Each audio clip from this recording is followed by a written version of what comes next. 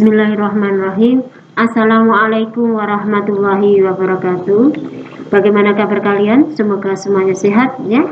Pada kali ini Bu Diasti akan menerangkan satu materi tentang menentukan struktur dan kebahasaan teks ulang persuasi. Kemudian apa yang menjadi tujuan pada pelajaran kali ini?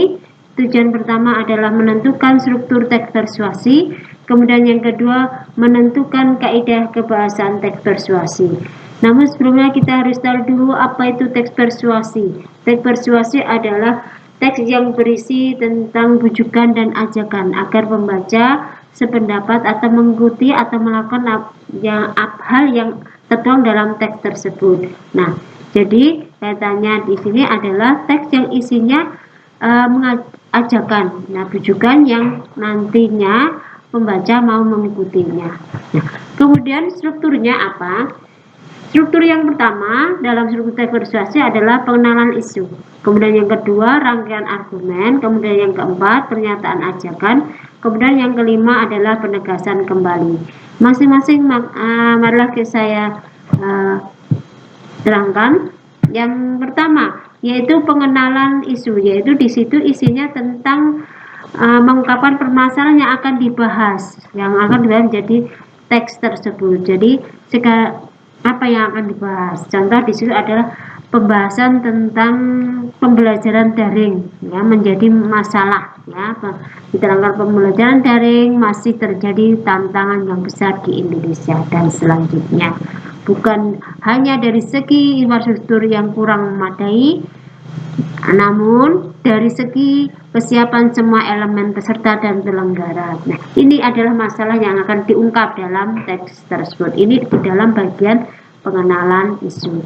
Kemudian yang kedua di situ ada dikatakan rangkaian argumen. Jadi struktur yang kedua di situ isinya tentang pendapat-pendapat dari penulis terhadap permasalahan yang dibahas, ya, yang tadi tentang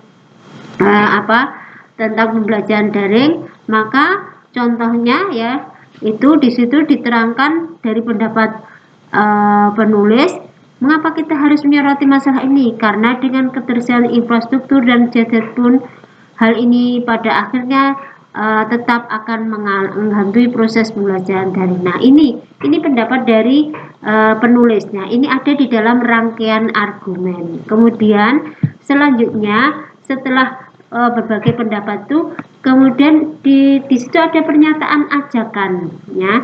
Penulis mengajak, ya, kepada pembaca agar melakukan sesuatu yang diinginkan oleh penulis, ya. Nah, di situ contohnya, oleh karena itu saya kembali mengajak seluruh pihak terkait baik dari sisi peserta maupun pendidik untuk ikut mensukseskan pembelajaran daring. Nah, ini sebuah ajakan. Ini dalam sebuah struktur pernyataan ajakan. Kemudian baru terakhir itu ada penegasan ulang, yaitu isinya apa dalam bagian ini? Bagian mengungkapkan kembali, ya, meyakinkan kembali, ya, terhadap pernyataan sebelumnya.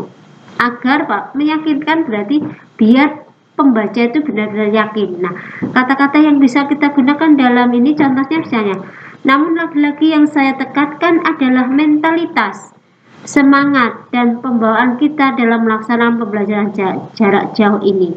Lakukanlah dengan sungguh-sungguh, maka manfaat yang kita rasakan juga akan nyata dan bukan sekedar angka. Nah, ini sebuah penekanan kembali, ya, terhadap pendapat sebelumnya, pernyataan sebelumnya. Kemudian kebahasaan dalam sebuah teks persuasi itu apa? Ada berapa? Yang pertama adalah adanya sebuah bujukan yang bersifat bujukan, pernyataan yang bersifat bujukan. Karena itu sebuah teks persuasi yang intinya bujuk, maka di situ banyak sekali pernyataan bujukan. Nah, contohnya di situ adalah, untuk itu kita harus bersikap bijak dengan mengambil hal-hal yang positif dan membuang nilai-nilai negatif globalisasi. Kalau ini mengajak, ya, untuk mengambil hal-hal yang positif. Nah, kemudian adanya yang kedua, kata ganti orangnya itu sering yang digunakan dalam teks persuasi, yaitu kata ganti orang ketiga, yaitu kita. Nah, ini orang pertama jamak ya, berarti kita yang sering digunakan. Kemudian yang ketiga menggunakan istilah teknis, karena dalam sebuah pembahasan itu adalah istilah-istilah yang digunakan sesuai dengan topiknya. Ya. Kalau itu globalisasi maka ada transformasi, transportasi, kemudian telekomunikasi. Nah, istilah-istilah teknis sesuai dengan topik atau pembicaraan pada teks tersebut. Kemudian adanya kata kerja mental. Kata kerja mental itu apa? Kata kerja yang bertujuan untuk merasakan, berpikir atau menyatakan sudut pandang. Misalnya contohnya diharapkan, memprihatinkan, memikirkan, meyakinkan. Ya, ini adalah kata-kata kerja mental. Kemudian kan adanya perujukan agar pembaca yakin, maka ada di situ untuk meyakinkan pendapatnya, maka ada kata-kata berdasarkan pada pendapat ahli A atau berdasarkan aturan yang ada.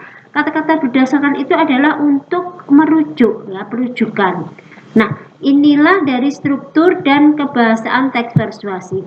Untuk selanjutnya, silahkan nanti kamu cari sebuah contoh teks persuasi, kemudian carilah struktur dari teks persuasi tersebut, kemudian kebahasaannya bagaimana, kemudian ditulis di dalam lembar kertas. Kalau sudah selesai, silakan nanti dikumpulkan ke madrasah. Ya, demikian materi pembelajaran kali ini. Kita akan bersambung kembali